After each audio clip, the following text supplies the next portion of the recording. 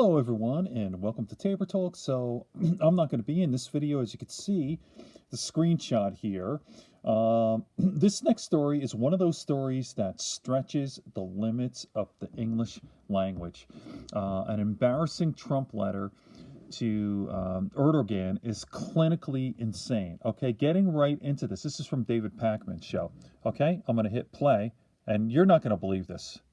Next story is one of those stories that stretches the limits of the English language to appropriately describe what has taken place. Donald Trump wrote a letter to Turkish President Erdogan about the entire fiasco going on in northern Syria with the Kurds and Trump pulling U.S. troops there.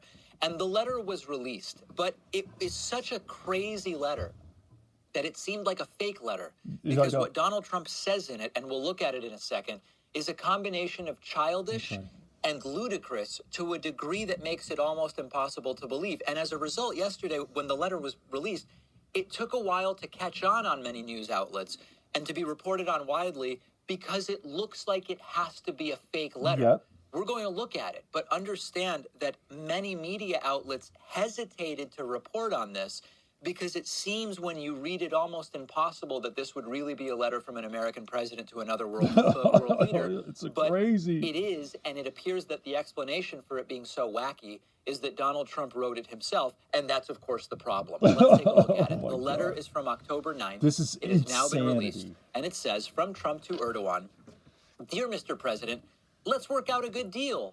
You don't want to be responsible for slaughtering thousands of people, and I don't want to be responsible for destroying the Turkish economy, and I will. I've already given you a little sample with respect to Pastor Brunson. I have worked hard to solve some of your problems. Don't let the world down. You can make a great deal. General Mazloum is willing to negotiate with you, and he is willing to make concessions that they would never have made in the past. I am confidentially enclosing a copy of his letter to me, just received. History will look upon you favorably if you get this done the right and humane way.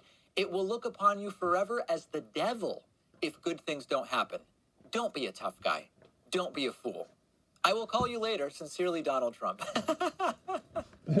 It reads like what The Onion would publish or what Saturday Night Live would have fake Trump, played by Alec Baldwin, read as a pretend letter from Trump to a world leader. But this is actually what Trump wrote. It took multiple sources, by the way, before I started considering that it might be real. After seeing friends of mine post it on Facebook, I thought it was a joke that was going around. When we use the term the debasing and coarsening of the discourse, we're not just talking about lunatic Trumpists who don't understand how to talk about political issues. We're also talking about how Trump talks to world leaders, this letter now becoming Exhibit A. The BBC is now reporting that Erdogan, quote, put the letter in the bin when he received it. Translated from British English, he threw it into the trash and ignored it. This is a letter that in total is, I mean, what do we call it? There are people calling it clinically insane, but that doesn't seem to capture it, and we don't want to stigmatize mental illness. Others are once again talking about cognitive decline. Others are saying it's narcissism personified. The funniest or scariest thing about all of this is that this actually seems like a letter Trump wrote himself, rather than having someone else write it. And this is what you end up with. And even more shocking is that Trump released this. Trump thinks this letter makes him look good. He's proud of this letter.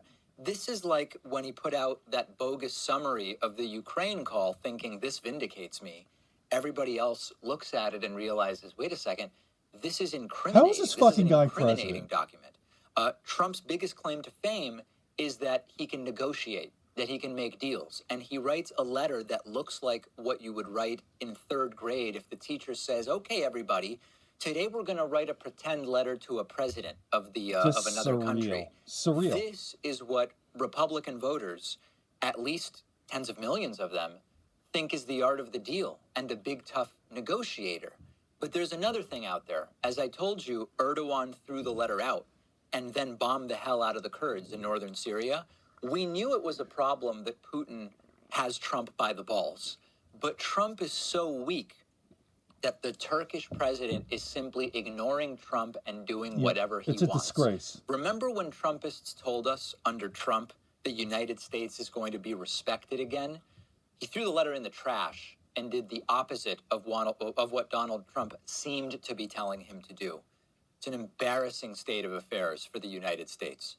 Totally. Let me know what you thought when you read the letter. I mean, it's an absolute disgrace. Third grade letter. It's total embarrassment.